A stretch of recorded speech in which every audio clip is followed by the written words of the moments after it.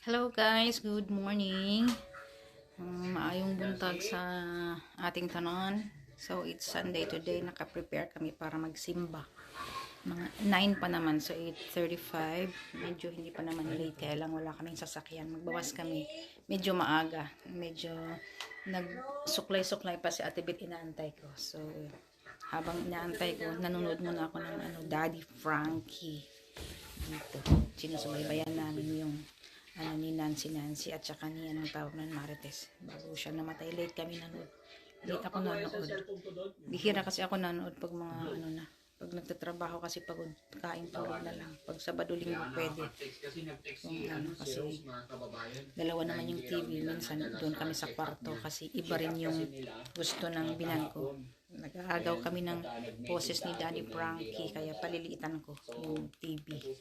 Yan. So umalis na yung anak ko kasi may taga-sundo siya na sasakyan ng simbahan. Nahiya naman akong sumabay kasi hindi naman kami laging nasabay. Kaya magbasa lang kami. Dapat habulin namin bago mag-9 para yung sinisimbahan din ng anak ko. Pag gusto naming matapos agad, pupunta kami ng 9 hanggang 10:30. Pero pag dun sa church kung saan kami nagkakilala ng anak ko, 10:30 to 12. Kung saan kami nagkakilala ng asawa ko, nagpakasal, 10:30 to 12 yun. Kaya dito naman yung anak ko magpakain sa binan ko, i-reheat lang niya.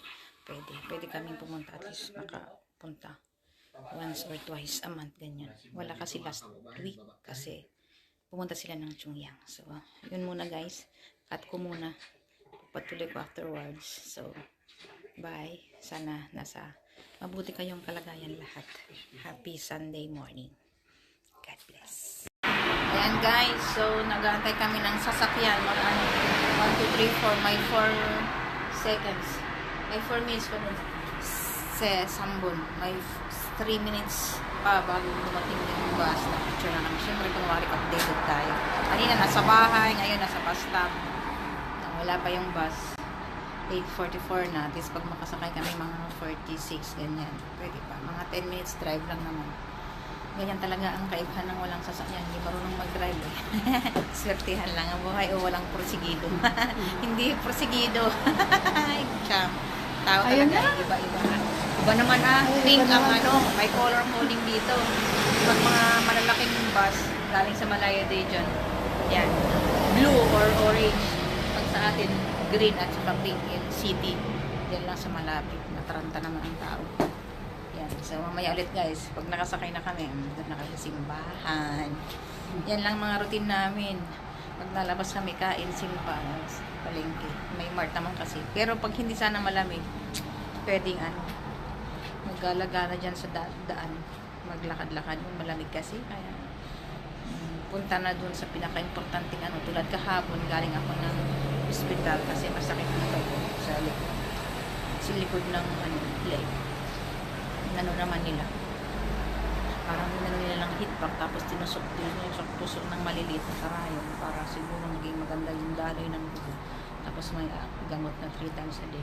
Dala ng pagod siguro. Tsaka matanda na rin. Hindi maganda ang daloy ng Pero uso kasi yung sakit din pag may high blood, tapos sobrang pagod, madali lang din tumutok yung ugat, hindi ka tataas yung dugo sa ulo, deadpool na ganun. Pero whatever it is, nasa Diyos na lang yung kasi hiram lang naman natin ang hiningatan natin, hindi natin alam kung kailan, di ba guys? Kaya pray na lang tayo, pasalamat at may hininga pa kahit pa paano, nakikita pa yung mga anak, pamilya. Andiyan na yung bus guys, patayin ko na. God bless. Nandito na kami guys sa simbahan. Nabutan namin yung entrance song. Paupo ko lang namin. Have a nice day everyone.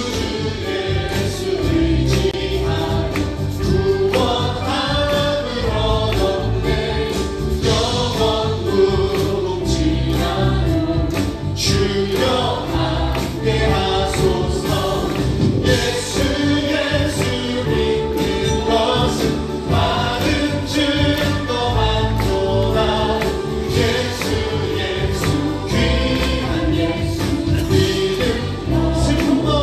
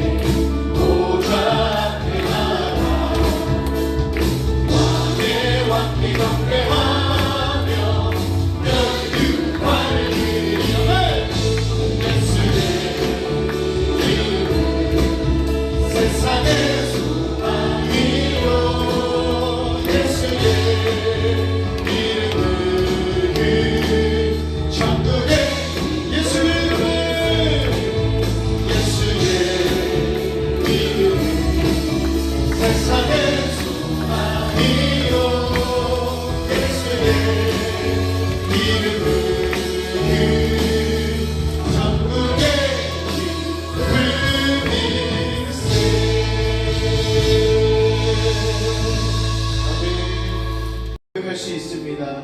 이 시간 우리 모든 삶이 우리 예수님의 사랑으로 가득 채워지도록 우리를 붙들어 주시도록 주님 믿고 따라가도록 우리 시간 주여 한번 외치시고 합심하게 기도하겠습니다.